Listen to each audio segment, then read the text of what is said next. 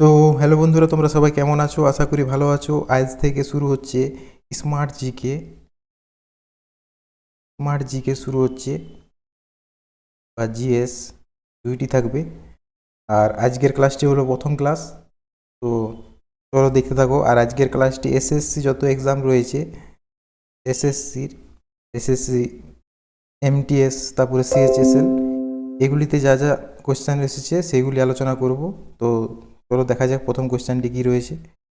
ভারত শ্রীলঙ্কার মাঝখানে যে উপসাগর তার নাম কি? তা হলো মান্নার উপসাগর। প্রথম কোশ্চেনটি কী হবে অ্যান্সার? এই মান্নার উপসাগর। এটি এসএসসি এক্সামে এসেছে, তোমরা দেখে নিতে পারো। 2 নম্বর কোশ্চেনে যাওয়া যাক। 2 নম্বর কোশ্চেনটি কী রয়েছে? আন্তর্জাতিক সাক্ষরতা দিবস পালন করা হয়। আন্তর্জাতিক সাক্ষরতা দিবস কবে পালন করা হয়? 8ই সেপ্টেম্বর। 8ই সেপ্টেম্বর হবে সঠিক উত্তর। 3 নম্বর কোশ্চেনটি কী বলেছে? পশ্চিমবঙ্গে সবথেকে কম বৃষ্টিপাত হয় কোথায়? তো এটি কী হবে? ময়ূরেশ্বরে সবথেকে কম বৃষ্টিপাত হয়ে থাকে পশ্চিমবঙ্গে। ঠিক আছে। 4 নম্বর কোশ্চেন দেখা যাক কী রয়েছে। রাজ্যের রাজ্যপাল কার নিকট দায়িত্বশীল থাকেন? রাজ্যের রাজ্যপাল কার নিকট দায়বদ্ধ থাকে? রাজ্যের রাজ্যপাল, রাজ্যপাল কার নিকট থাকেন? তা হলো রাষ্ট্রপতি। রাষ্ট্রপতির নিকট দায়িত্বশীল বা দায়বদ্ধশীল থাকেন। তো আজকের এটি ক্লাস নাম্বার 1। ঠিক আছে, এটি ক্লাস নাম্বার 1 চলছে।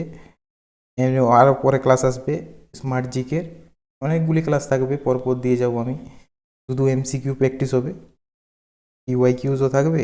আজকে তো সব পিওয়াই কিউজ এনেছি। তো ঠিক আছে, তোমরা দেখতে থাকো আর লাইক করে দেবে সেশনটি। 5 নম্বর কোশ্চেন কি বলেছে? পৃথিবীর অষ্টম আশ্চর্য কাকে বলা হয়? অষ্টম আশ্চর্য কাকে বলা হয়? 5 নম্বর কোশ্চেন, তা হবে বড়বুড়ের স্তূপ। রেখে দেবে, বড়বুড়ের স্তূপকে অষ্টম আচার্য বলা হয় পৃথিবীর। বন্দে মাতরম পত্রিকা সম্পাদক কে ছিলেন? বন্দে মাতরম পত্রিকা সম্পাদক কে ছিলেন? অরবিন্দ ঘোষ। অরবিন্দ ঘোষ হবে বন্দে মাতরম পত্রিকা সম্পাদক।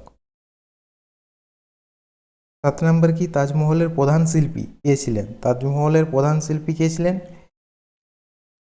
ঋষি খা। ঋষি খা হবে সঠিক উত্তর, তাজমহলের প্রধান শিল্পী।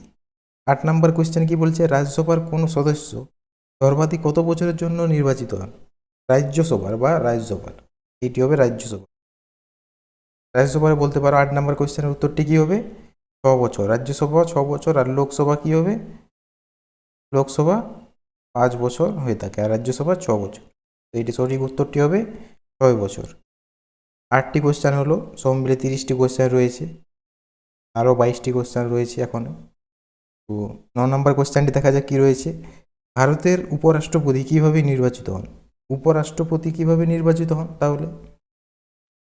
9 নম্বর কোয়েশ্চেন, উপরাষ্ট্রপতি বলতে গেলে লোকসভা, রাজ্যসভা, সরি রাজ্যসভা। ঠিক আছে, রাজ্যসভা। এটি কী হবে উত্তরটি? কীভাবে নির্বাচিত হন? পরোক্ষভাবে। রাজ্যসভা কীভাবে নির্বাচিত হন? পরোক্ষভাবে।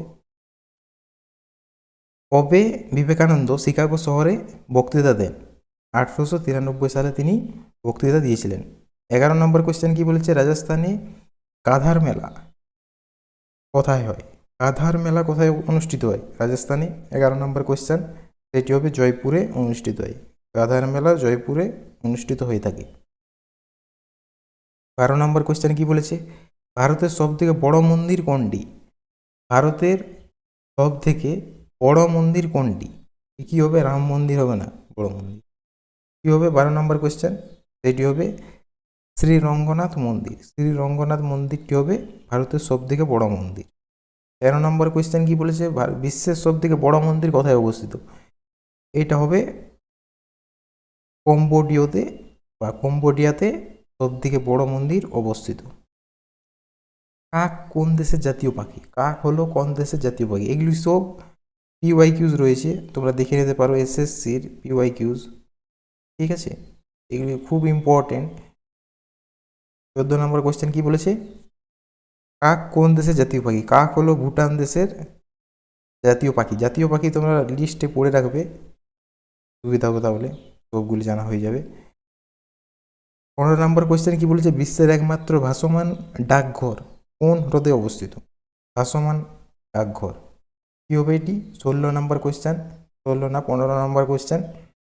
কী হবে এটি? ডল হ্রদ। ডল হ্রদ হবে ভাসমান ডাকঘর বিশ্বের। কোন পাখি দুধ ও ডিম দুইয়ে পারে? কী হবে 16 নম্বর কোয়েশ্চেনটি?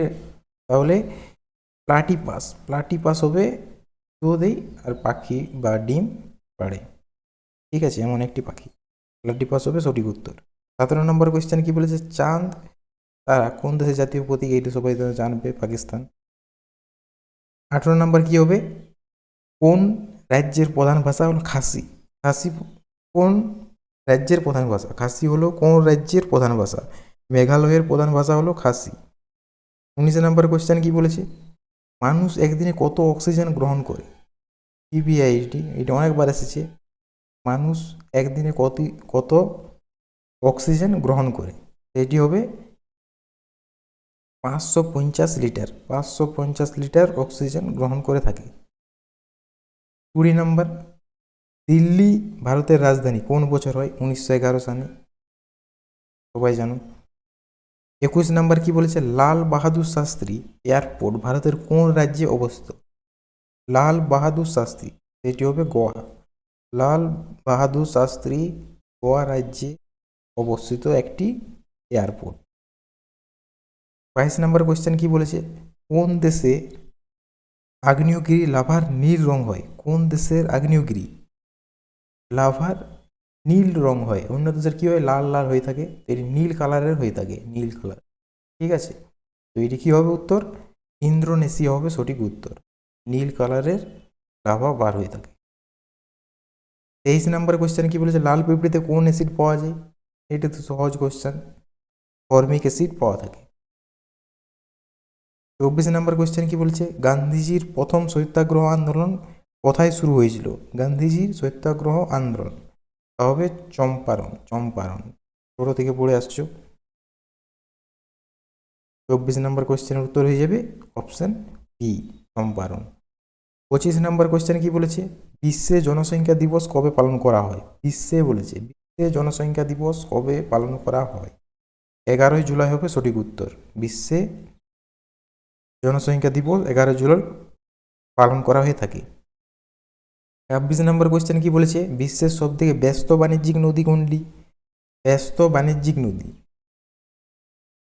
কি হবে এটি? 26 নম্বর, এটি হলো রাইন নদী, হলো সবথেকে ব্যস্ততম নদী বাণিজ্যিক দিক থেকে। 27 নম্বর কোয়েশ্চেন কি বলেছে? রামায়ণে অনুবাদ ফার্সি ভাষায় কে করেছিলেন? ফার্সি ভাষায় অনুবাদ কে করেছিলেন রামায়ণ? এটি হবে বদায়ুনি হবে সঠিক উত্তর। 28 নম্বর কোয়েশ্চেন কি বলে? বিহারের দুঃখ কোন নদীকে বলা হয়ে থাকে? তবে কোশি নদীকে বলা হয় বিহারের দুঃখ। তারপরে কোয়েশ্চেন কি বলেছে? বীরভূম জেলার সদর দপ্তর কোথায় অবস্থিত? বীরভূম জেলার সদর দপ্তর হবে সিউড়িতে অবস্থিত। আজকের এই পর্যন্ত থাকলো 30টি কোয়েশ্চেন। এরপরে আরও ক্লাস আসবে 30টি করে স্মার্ট জিকে, ইউআইকিউজ থাকবে।